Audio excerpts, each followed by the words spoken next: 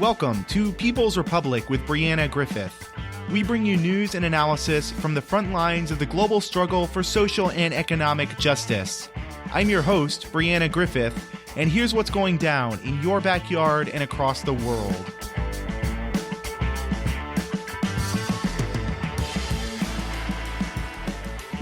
This week we are kicking off a month-long celebration of Black August. That is a month dedicated to the study and training of Black liberation and so much more. So I'd like to talk first about the history of Black August, how it came to be sort of in the in the era of the Black Panthers and whatnot in that 1960s, early 70s era, and then talk about its significance today. So joining us to talk about all this is Joe Tache, who's an organizer with the Party for Socialism and Liberation based in Boston.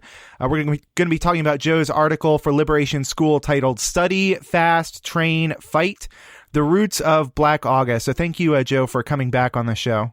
Yeah, thanks for having me again. I'm happy to be here. Yeah, so glad to speak to you again. Can you give us basically just what is the rundown? Like for someone who has never heard of Black August, what is Black August exactly? Yeah, no problem. I mean, I think it's definitely a month that is less widely known than other type of celebrations, but I think it's very important in the Black radical tradition and in the continuing fight for Black liberation. And I think that it's been getting more traction recently. And it's great to see people who are looking to commemorate it and all that goes along with it. So I guess in broad strokes, it's a month where people who are participating or observing commit to higher levels of discipline throughout. So one of the slogans, right, is study, fast, train, fight.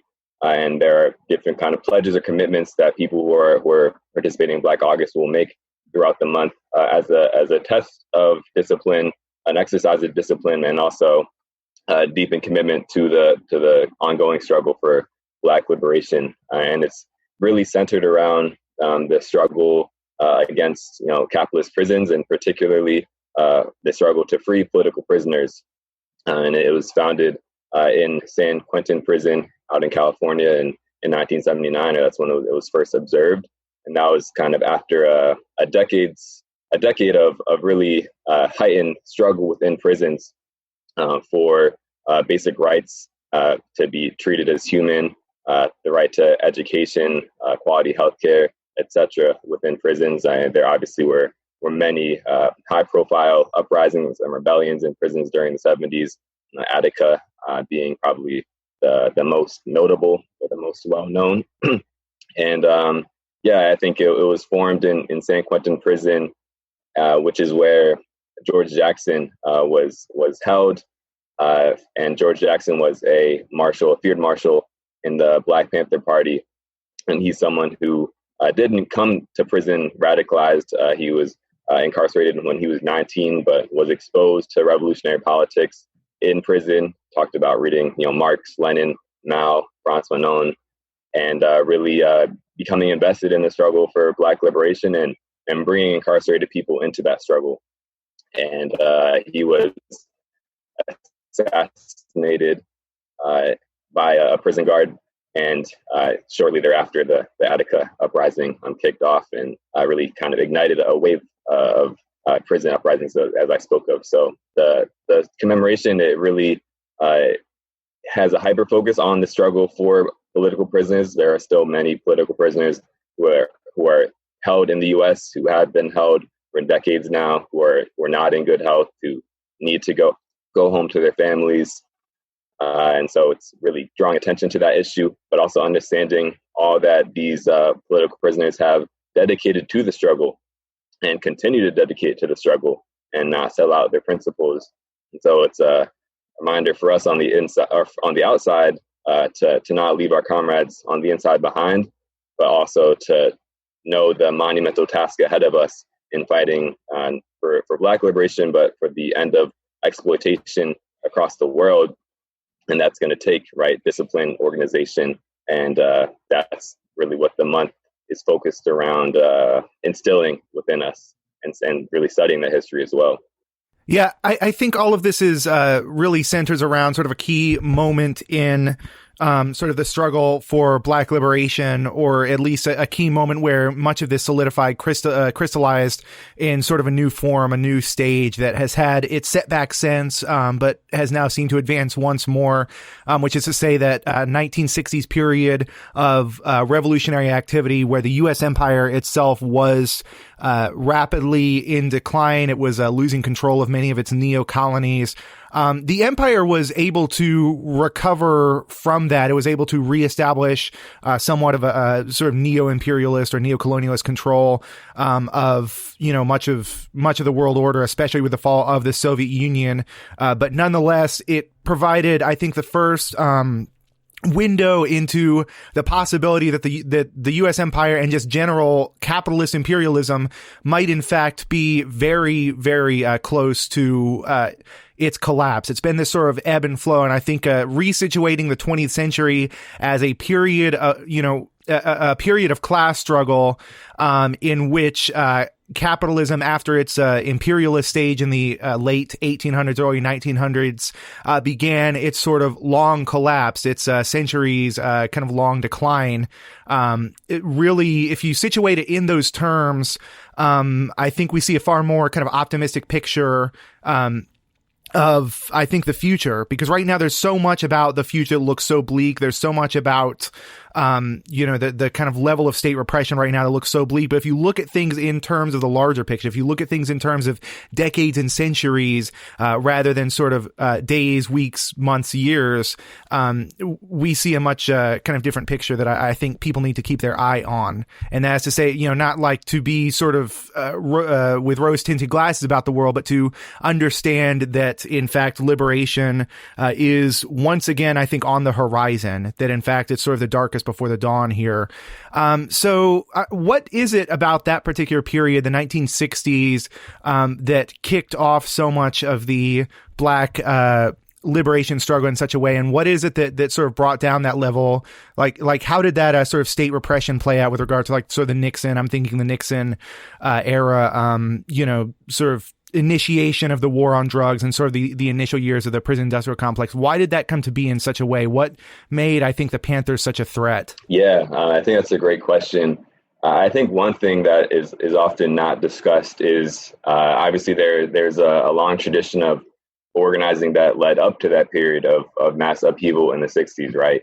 And I mean, even, as an organizer with the PSL and studying the history of, the left, the communist movement here in the United States, the Communist Party of the U.S., in the 1920s, 1930s, had a very active role in the struggle for Black liberation, and there were many Black communists, who in the North were organizing to fight evictions, in the South organizing sharecroppers and organizing across the country for the Scottsboro Boys, which were some young Black boys who were accused of raping a white woman. And there was an international campaign to make sure that they weren't, essentially legally lynched, right? Lynched through the process of the legal system. And the Communist Party was very active in these struggles, right? That, again, Black communists were leading these struggles in the U.S. And then, of course, throughout the 20th century, early to mid 20th century, there were significant national liberation movements across the world. And speaking particularly about Africa, these movements were by and large either explicitly led by Marxist leadership or by leadership that was heavily influenced by Marxism.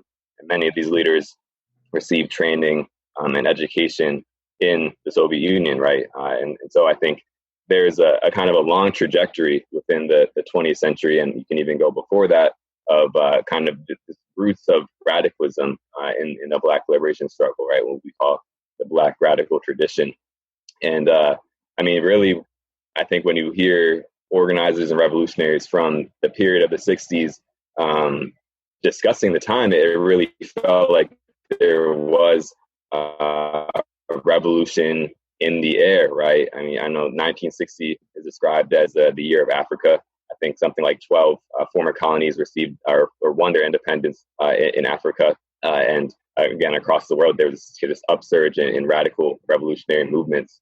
And I think something else that paired along with that was in the early 1960s. I mean, you can even go back to the 50s with Brown versus Board.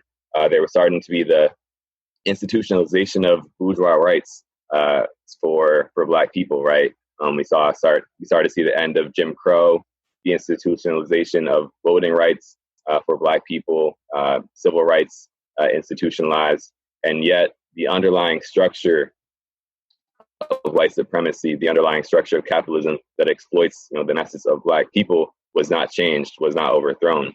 And so going into the mid 1960s and the late 1960s, I think you really see the emergence of a very strong, radical, militant, organized wing of the Black freedom, Black liberation movement here in the US, understanding that you can only push the limits of bourgeois democracy so far, right? But if you still have those underpinnings of exploitation, where the Black working class is really seen as like the mules, the workhorses of the capitalist system, we can only go so far. And so I think then you see kind of this like explosive situation happening in the mid to late 60s. You see the Watts Rebellion as the response to police brutality in Los Angeles. You see Dr. Martin Luther King, who kind of exemplified for a lot of people this like fight for bourgeois rights within the system, although he obviously had a much more radical critique of the system than many people give him credit for. But he was assassinated obviously in '68, and there were riots, uprisings, rebellions across the country in protest that we hadn't really seen the scale of anything like that until recently here in the summer of 2020. So I think those are just some of the factors that really play into what created the window for revolutionary organizations like the Black Panther Party to be formed and to gain so much momentum within Black communities here in the US, within the international revolutionary movement as well. There's been I would say, 50-year or 40-year project to sort of revise that history of the civil rights movement to be something, to make it seem like something less radical than it was, and to really divide those Black leaders of the 1960s who were fighting for sort of those kind of as you said, kind of bourgeois rights, like the right to vote within basically a capitalist society, the right to the right to kind of full civil rights and full inclusion within a capitalist society, and somehow separate those from those more radical Black liberation struggles, when in fact, I've always understood it as more of a spectrum, and at the same time, like basically people on the same side who have different kind of tactics, different, strategies, and different, different goals, but still fighting within the same struggle. And so much of Martin Luther King's own radical history has been whitewashed because of that, as Cornel West said, Santa Clausified. After sort of some of the initial gains of the civil rights struggles, King had wondered, for instance, if he had quote integrated my people into a burning house, is one of the quotes he used. Basically, have I integrated Black people into a capitalist empire that itself is inherently oppressive, was I think what he was getting at. I say near the end of his life. I hate kind of phrasing it that way because it wasn't supposed to be the end of his life. He was assassinated for having these ideas. But sort of near the end of his life, he had made the connections rather between poverty, racism, and U.S. militarism in a way that I think we would categorize as Marxists. We would categorize that as like sort of a criticism of imperialism that he was rapidly coming to as he broke ranks and started criticizing the U.S. role in Vietnam, and again, like saying that riots are the language of the unheard.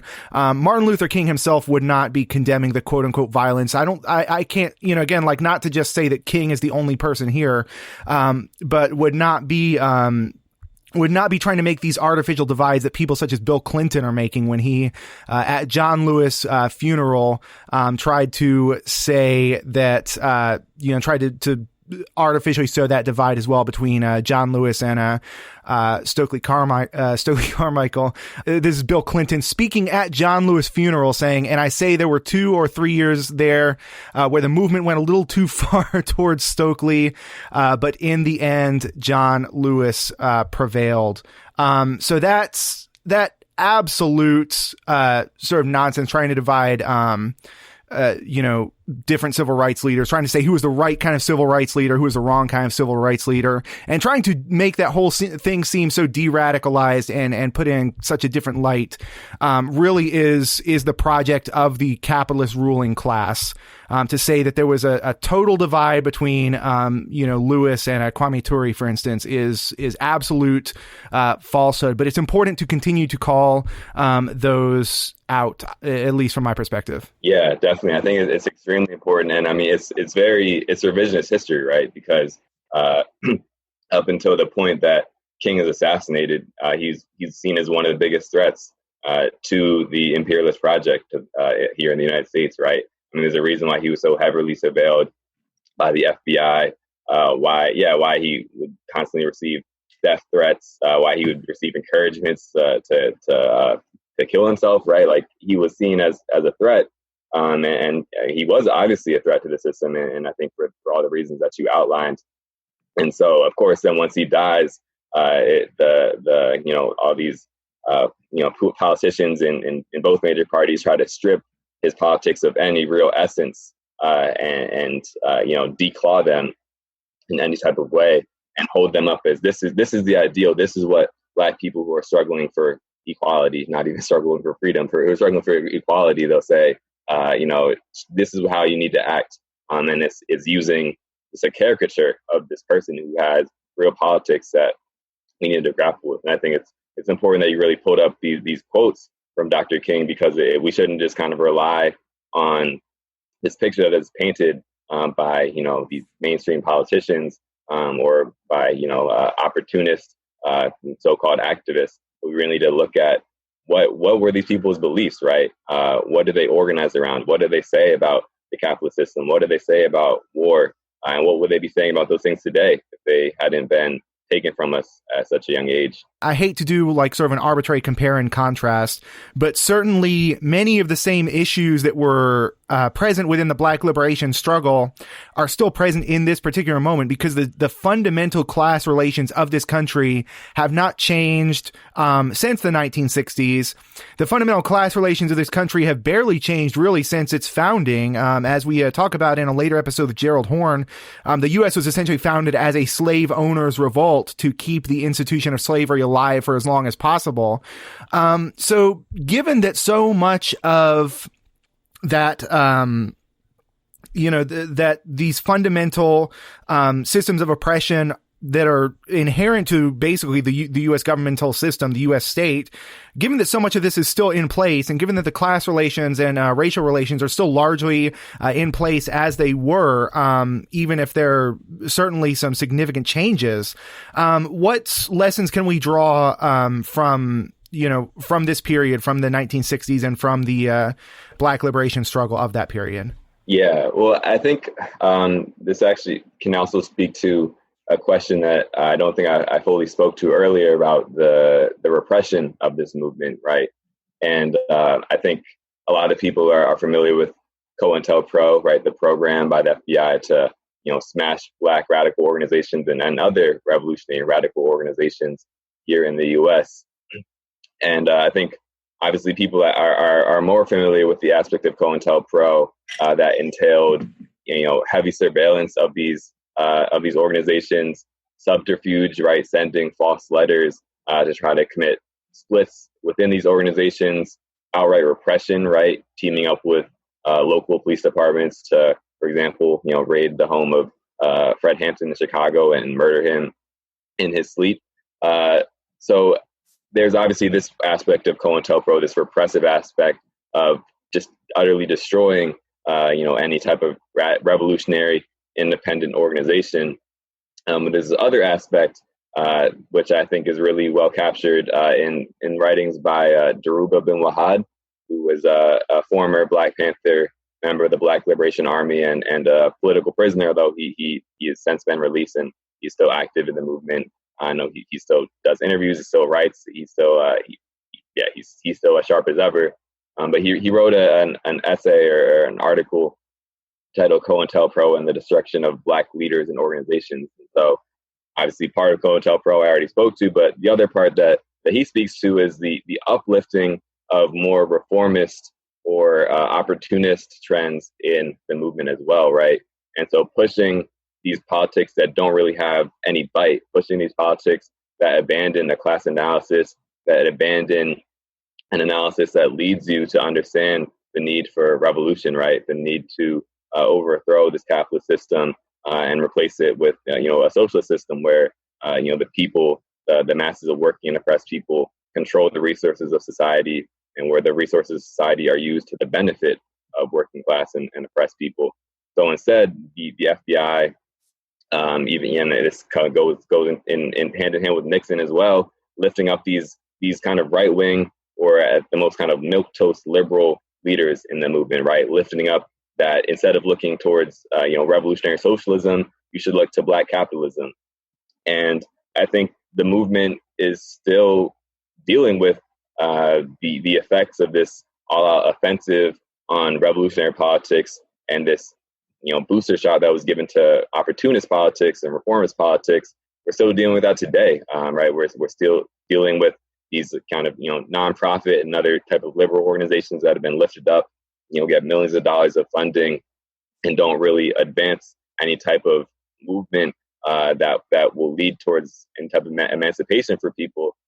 We're still dealing with these politicians, Black politicians from whatever background, that point to a particular identity as a form of kinship with their electorate, but behind closed doors, their true kinship is with people who share the same class background as them, right? The people who are wealthy, who give them money, who tell them which policies to support and which not.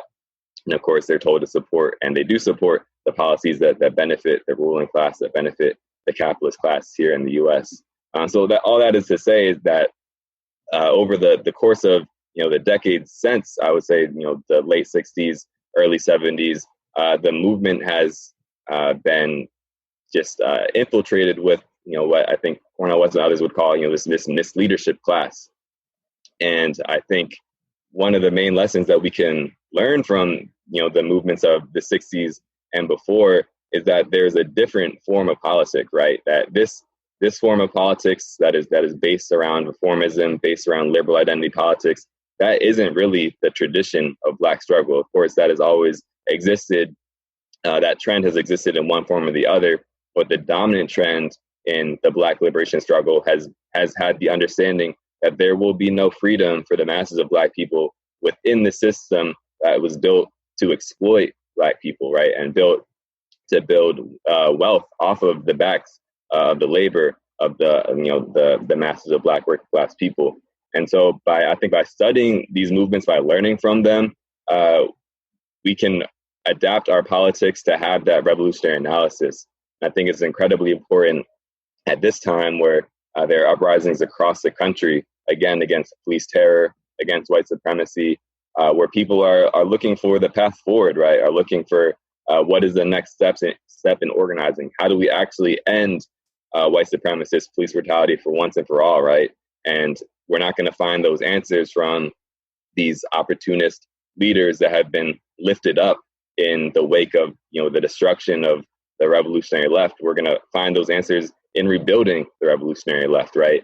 And there is clearly a leading role that I think the masses of Black working class people have to play in rebuilding that revolutionary left movement here in the U.S.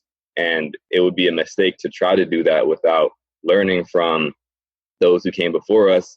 And to connect it back to Black August, many of those people are still alive, and many of them are still locked up. And so really building that continuity with those who are still alive and locked up, people like Jalil Muttaqin, Sundiata Akoli, Mumia Abu Jamal, they're all still alive. They're all still radical, revolutionary. They're still speaking their truths to the movement. They're willing to pass their lessons down to us. And those are things that we cannot pass up, because there's so much obfuscation of what it really means to be free, or how we get there, and that we really need to look to the people who have dedicated their lives to this struggle, and who have an analysis that is rooted in the understanding that you can't have capitalism without racism, and we're not going to end racism without socialism. If you were to sort of to recommend to people either a list of books or a list of revolutionaries to study for Black August, what would those be? Yeah, that's a great question. I mean, I think one of the books that I always look to and I always recommend is Assata, right? Assata Shakur's autobiography.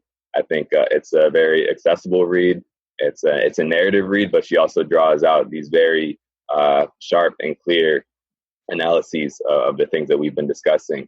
Dhoruba bin Wahad earlier, and the piece that I mentioned that he wrote was part of an anthology called Imprisoned Intellectuals, which has writings from various political prisoners here in the U.S. There's a great piece by Angela Davis in that book about political prisoners, which I quoted Davis's piece in the article that we're discussing from Liberation School. I would also look to the international struggle, right? Because I think that Black radicals have always understood that, I mean, particularly, with the globalization of the economy, with the predominance of capital all across the world, that the struggle for Black liberation here in the U.S. is inextricably linked to the struggle for Black liberation everywhere across the world, right? And so there's obviously a great history of solidarity between Africans in the diaspora and Africans on the continent. And so I'd say it's also a great time to study, Africans on the continent, or Africans in the Caribbean, where have you. So one of my favorite African revolutionaries to study is Amilcar Cabral, who is a Cape Verdean leader of the Cape Verdean and Guinea-Bissau liberation struggle, and has a lot of great writings, Return to the Source, Unity, and Struggle. So I think those are a few, but I think it's a great month as well to study the work of other political prisoners. George Jackson, who we've referenced, has a couple of books, Blood in My Eye and Soledad Brother. And there are many other political prisoners who have either written books or have written essays, or who have done interviews, if audio interviews on podcasts and radio. So there's definitely a wealth of resources out there, but I think those are a few that I'd recommend. Yeah, that sounds absolutely great. So we're going to leave it there. We were joined for this segment by Joe Tache, who's an organizer with the Party for Socialism and Liberation based in Boston. I just want to mention once again that Joe has an article published last year on Liberation School. You can find that at liberationschool.org by going to liberationschool.org, and then you can type in Study, Fast, Train, Fight, The Roots of Black August, and you can read more there. Thank you very much, Joe, for coming on the show once again. Yeah, thank you. It was a pleasure. You're listening to People's Republic with Brianna Griffith. People's Republic originates on KOOP 91.7 Austin and is also broadcast on WHIV 102.3 FM New Orleans. We are available as a podcast on Spotify, Spreaker, Stitcher, iTunes, or wherever podcasts are podded. Stay tuned.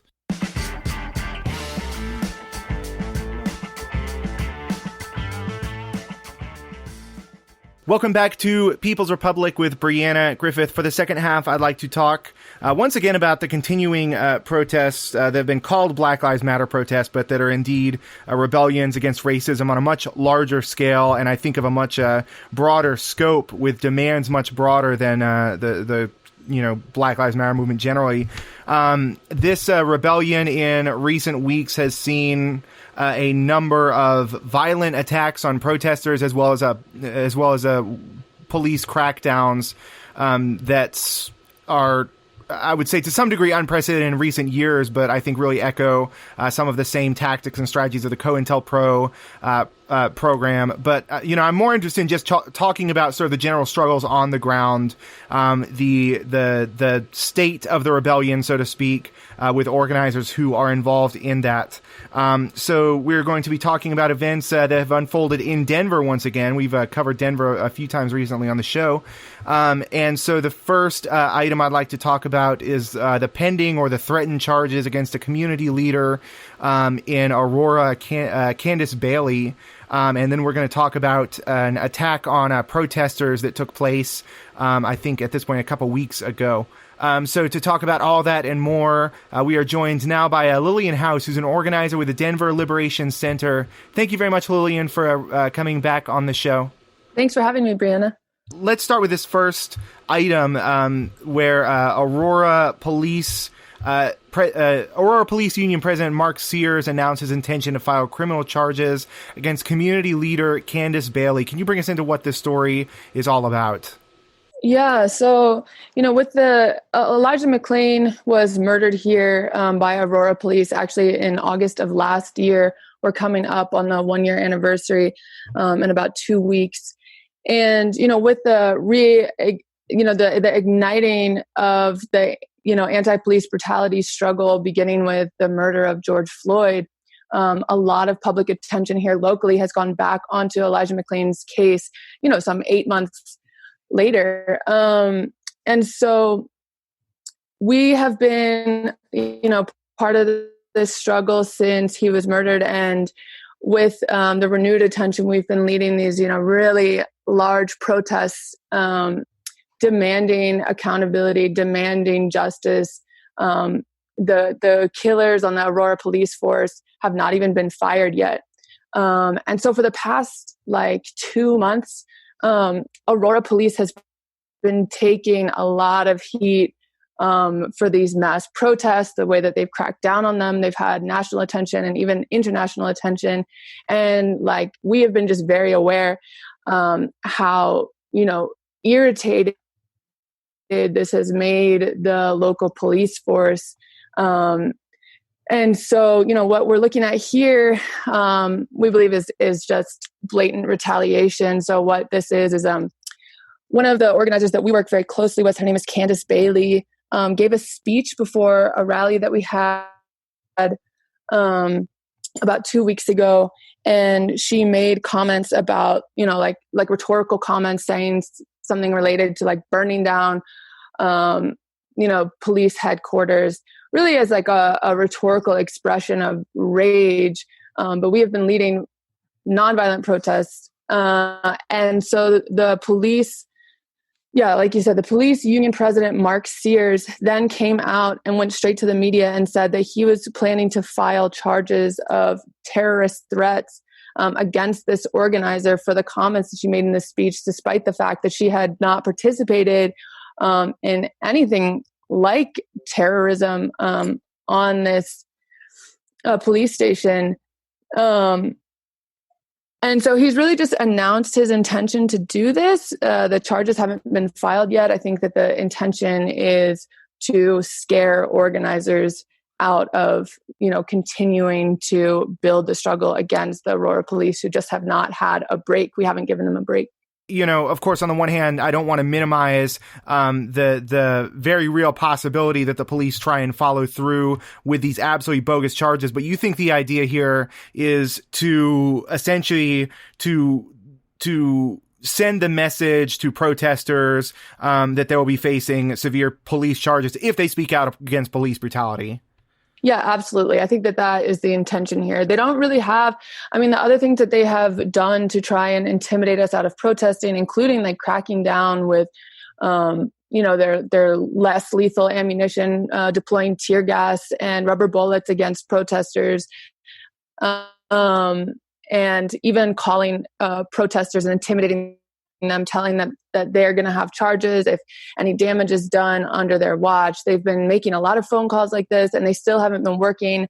In fact, it has brought different organizations and organizers together in solidarity to resist these attempts. And I think, what we're seeing is that they're using, their power to levy criminal charges that even are bogus against, people at will. we see them using that as a tool, kind of a desperate attempt to stop organizers from what has been so far a very effective campaign against them. Again, like as much as I hate this quote unquote the quote unquote like nonviolent protesters versus the quote unquote violent agitators, which is an entirely like a construction, an artificial divide made by the police themselves to try and discredit anyone they don't like. The truth is, like, the violence has not come from the protesters. The escalation has not come from the protesters. The violence and the outside agitation has come entirely city after city after city. We see that the violence and the outside agitation is coming from the police departments themselves and their supporters, who often descend upon cities where there are major, protests happening in order to attack and to escalate. I know there's a police attack there in Denver, as there was not police attack, but an attack by someone who was likely pro-police, an attack by someone who was likely attempting to mass murder those who were speaking out against police brutality in Aurora, as there was an attempt like that here in Austin that was actually sadly successful, where a person basically shot a protester to death in the street. So I'm wondering how the community has responded to essentially this right-wing terrorism, this terrorism that's actually happened, that's not a quote unquote like imaginary threat of terrorism that seems to exist in the minds of these police union heads, but that's an actual terrorist attack, that happened against protesters in the area. How has the community responded, and how have organizers responded to that? Yeah. So the incident you're describing is when the protest had taken over the highway. We had a line of cars who were friendly, who were forming like a blockade behind us. It had appeared that the police had blocked off traffic further up all the entrances onto the highway. And so, we were marching forwards, and soon into the march, this Jeep came flying down the road at top speeds towards the back of our protest, and could clearly see that there was a protest ahead of us. And it wove through the blockade of cars that was following the protest, and got to the very front. And just as it was getting to the front, like just as it was going to hit the back of the crowd, a truck that was near the front of the blockade, like sped up and got in the way of the Jeep. And the Jeep actually smashed into the truck to continue onwards towards the protest. It took out its front tire. And fortunately, like the sound of the collision and the very slight delay gave us literally seconds to run to the sides of the highway. And the Jeep did not manage to hit anyone. But that was clearly, to all of us, the intention, speeding as fast as it could and then continuing to accelerate after it had been hit by the truck. This Jeep drove down, got off the nearest exit, pulled up behind a police car. The police had, a real casual conversation with the Jeep driver, even though, at that point they were being called in to attend to people who were injured. One woman was injured after she jumped off the side of the highway about 15 or 20 feet down and broke her leg, trying to get out of the way of the Jeep. So the police knew. They have this casual conversation with the driver and the passenger. They don't handcuff them. They're allowed to go. Like, this helicopter footage actually captures the Jeep being allowed to go park nearby with no police escorting them, like no police watching them. The drivers are these two white men. They're looking at the Jeep, surveying the damage. And then the police call in a tow truck for the Jeep and give the Jeep drivers a ride without handcuffs in the back of their squad car and do not arrest them. This was clearly an attack that, if it had not been for that one truck at the front, could have very well killed dozens and injured many more. So, I think that the effect that this has actually had is like a catalyzing effect as far as, the intensity of the struggle here. what people witnessed that day was the police, working hand in hand with white supremacist vigilantes, letting them go. If it was not coordinated with the police, then at minimum, it was, the driver and the passenger were protected by the police and insulated from any consequences, and they continue to be almost 2 weeks out.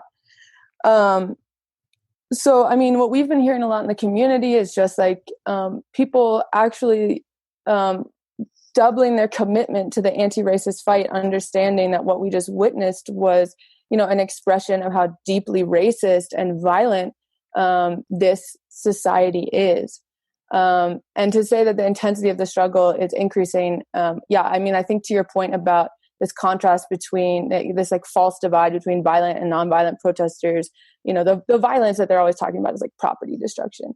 We don't have the same rights to violence that these white supremacist pro-police vigilantes do have. And we certainly don't have the rights to violence that the police have. And so, the struggle will continue, but it has to continue, in a very intelligent, careful way, because we know that the police have so much power over the courts, have so much violence they can deploy against us.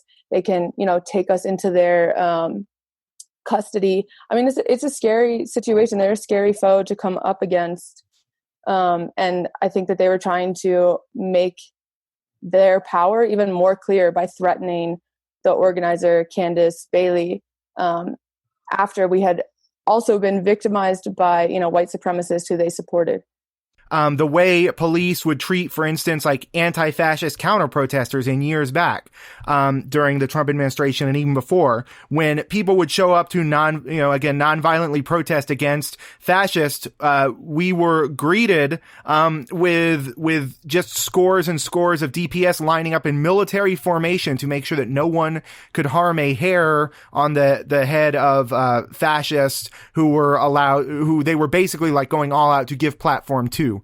We've seen exactly the opposite reaction with regard to the police treatment of Black Lives Matter protesters, in that they're essentially have decided in many cities that they're simply done allowing people, again, quote unquote, of the left. And I think it goes beyond a traditional left-right divide. It's of the working class. They're done allowing working class protesters and protesters of oppressed and marginalized backgrounds to continue to exercise their First Amendment rights. And they've taken it upon themselves to crack down upon those as much as possible with tear gas, with, these quote unquote non-lethal weapons that often become lethal weapons. And where that fails, where they're unable to stifle the protests, they seem to be tacitly allowing, again, by not arresting these essentially right-wing terrorists in Denver or in Austin or in the other places where this is happening. They are sending the message that it is okay for these terrorist attacks, for these car attacks to continue. But because the struggle is so visible right now, even with the media coverage, miscoverage, lack of coverage, the struggle continues to be visible enough that I think it's allowing more and more people who are not traditionally involved to see the larger picture of what it is that the police are doing, what is the police are allowing. I had a cop a year or two ago in Austin, tell me straight to my face while I was crossing a street at a protest. Mind you, I was not blocking a street. I was crossing at a crosswalk, at a designated crosswalk, and I had a cop tell me straight to my face we were protesting ALEC, the American Legislative Exchange Council, a kind of right-wing bill mill, lobbyist group, and cop told me straight to my face, if they hit you, meaning the drivers, if they hit you, they're not responsible.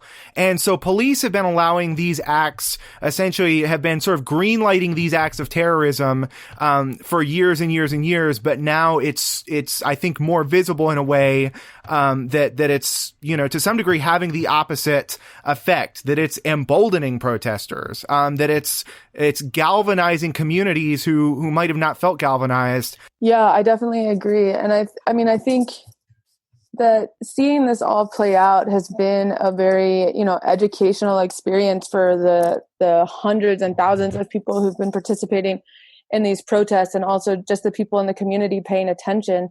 It really exposes the true nature of the police and, even of our legal system, how it's really not a neutral institution in any way. The difference between how, this violent, anti-police, or was it anti-racist? So, I mean, he's a racist, terrorist, a white supremacist vigilante, how he's treated versus how, protesters are treated, but also just the enormous difference between how Elijah McClain was treated. I mean, Elijah McClain was just walking home. He was actually dancing on his way home with headphones in. He was wearing, a mask just to keep warm because he was anemic. And the police rolled up on him and within seconds had him in a carotid chokehold. They dropped him to the ground. They had their knees on him. This was someone who hadn't committed any crime, who wasn't armed, versus how they treated these two white men who had just tried to murder a number of protesters. And so we really see that the police act quite differently. I mean, they protect a certain sector's interests. They conserve, this racist system, and they get away with brutalizing, like certain people. So I think that this experience is going to, steal this community for the struggle going forward. I mean, we know that the police will continue to brutalize, especially Black and brown people in this city. And so having learned this lesson, I think the struggle will only continue to get stronger going forward. If you are just tuning in, you are listening to People's Republic with Brianna Griffith. People's Republic originates on KOOP 91.7 FM, also streaming online at koop.org, and is also broadcast on WHIV 102.3 FM New Orleans. We are available as a podcast on Spotify, Spreaker, Stitcher, iTunes, wherever podcasts are potted. We are speaking with Lillian House, who's an organizer with the Denver Liberation Struggle, with the Denver Liberation Center, about the struggle in Denver as well as Aurora. Protesters have found themselves fighting not only police repression, but also threats of right-wing terrorism attack and the realization of what appears to be a right-wing terrorist attack. When we talk about what protest tactics work, when we talk about what a steeled resistance looks like, and that's of course a STEEL, as in the metal, sort of entering this next phase of resistance to and rebellion against capitalist repression. What has that taken the shape of in Denver? Yeah, I mean, I think that's kind of the question for organizers. I mean, for us, we've been at the forefront of this movement for several months now. And, how do you sustain a prolonged movement that is going up against, such a well-resourced and highly organized and, vicious enemy in the police? And so, for us, it's been extremely important that our messaging is directed to be, to resonate with the broadest sector of the community, because so many people in this city are impacted by the violence and the racism of the police. And so, how we sustain this struggle is to draw ever greater numbers of them into this fight in a way that they can participate. And so, that means doing very visible and mass protests, but also doing things that help, the people to feel their power. Like, for instance, we had this protest back in, I think it was the very beginning of July, where we announced that we were going to start a march from the location where Elijah was killed. There's now a memorial there. And then we were going to march to the police headquarters. And so the police brought out just layers and layers of fencing. They put up all these barricades. They had their SWAT team in there. They had all these forces congregated inside of this headquarters. And then we had actually planned a secret route where we told the crowd, okay, we're actually going to go a different way. And we went straight to a police station that was nearby, actually very close to where Elijah was killed, and a different Aurora police station where they had nobody standing guard, because they had expected us, at headquarters. And so when we got to the police station, we had at least 1,000 people, and we spread around the building, around all of the exits. And then we announced that we weren't going to leave until they fired the killers of Elijah McClain. And we held this position, and there were police inside. We held this position for 8 or 9 hours. We were there. It wasn't until like 3 a.m. that they finally decided they were just going to crush this action with force. And so they brought in like hundreds of SWAT police and tanks. But I mean, it was so powerful being able to exert this kind of pressure against Aurora police. We even had them sweating to the extent that, the police chief called and actually requested. She was calling these like city officials who I know kind of, and they were saying, okay, the chief really wants to make a call with you. Like, please, will you get on the phone with her? This is like 11:30 p.m. So we finally took a call with her, and she is just like basically like desperately pleading with us, like trying to convince us that she couldn't fire the police. We should just give it up or have more realistic demands. And we're like, no, this should not be a debate. Every single one of us here, regardless of what you're going to say in this phone call, there is nothing, complicated to us about the need for these killers to be taken off our streets. The fact that they still have guns and badges and squad cars, and they could pull over, any one of the Black or brown youth in this community, just like Elijah, and they might not survive it. That's just unacceptable to us. And so we didn't waver on that demand. But yeah, like the mayor drove down from his house at 11:30 at night. And yeah, I think that was just a really powerful action, because people really felt like our collective strength. And so I think doing creative things like that, where you can find a way to use your strengths against their weaknesses, even though they're like a bigger, scarier, not necessarily. I mean, obviously I think like we have the power to defeat them, but it's just like, how do we leverage that and build the confidence of the people, and also like make this movement something that, the widest sections of our community can participate in. That's like what we're always aiming for. Once again, we may be approaching, like these moments where we have to expand the horizon of what people think is possible. There's no longer we just reform these systems of oppression, but that we actually have to consider the possibility of a revolution against this system being on the horizon, being a potential reality, and eventually an eventual reality. So I'm wondering if you can speak a little bit to that. What sort of are the again, in our last couple minutes here, as much as you can summarize it, what are sort of the contradictions that are at the heart of this struggle in Denver and in Aurora? Like, basically, why are the police the way they are, and what is it that they're unable to solve that keeps essentially bringing people back to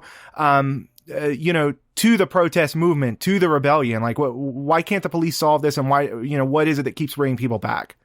Yeah. I mean, I think like fundamentally they're so limited on what they can actually offer us. And so they're never going to actually like permanently be able to satisfy the people that they are oppressing, because they have no choice but to oppress us. And by that, I really mean like that this is a deeply racist society. It sees Black youth as criminals. It also like forces Black youth into positions where they have to commit like crimes of survival, simply because there is so much poverty and so few opportunities. And so, this relationship of having police patrols in Black communities where they're seeing Black youth as suspects will always continue to like create violence that our community is going to resist and continue to understand the true nature of the police. Like, for example, even in the heat of all this, when Aurora police are under such immense scrutiny, like nationwide, internationally, just the other day, there was like a report of a missing car it's a stolen vehicle. And Aurora police pulled over this minivan and forced the people inside out at gunpoint. Well, the people inside were a Black woman and 4 young Black girls, family members of hers, that she was taking to go get manicures. They forced these children, ages between 6 and 17, out of the car, and they forced them to lie face down on the ground. They handcuffed 2 of the children, and the children were screaming and crying, and this is all caught on video. they're terrified. And it turns out that the stolen vehicle was actually a motorcycle. So these cops they just see Black people, in their territory as criminals, and they will continue to violate their rights and their humanity like this. And fortunately, no one was actually injured or killed in this situation, but it could have happened. And so we're going to continue having these confrontations. And so what people are really coming face to face with is the fact that the police don't care about safety. They don't care about, protecting the people who are under their watch. What they really care about is, protecting the rights of property owners to not have, people who don't have homes on their lots. They're protecting, the racist status quo. And so, what we think is really important right now is to have this analysis present in the struggle where we're talking about, okay, what is the reason for this? Why are the police so violent? And that way, when we go forward in the future, we're just very clear on what needs to be done, and that, our team, the police will never be on our team. There's no good cops that are going to be on our team. Our team is every person in this community who, is at risk of eviction, who is at risk of police violence. We all have to stand together and actually do the work that keeps us safe.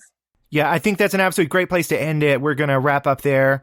We were joined for this segment by Lillian House, who's an organizer with the Denver Liberation Center, talking about the various protests that have been going down there.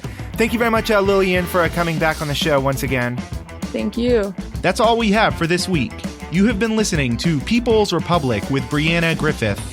People's Republic originates in Austin, Texas, and is also available as a podcast on Spotify, Spreaker, Stitcher, iTunes, or wherever podcasts are podded. You can also find us on Facebook and Twitter at People's Radio ATX for more news and analysis. We are out of here.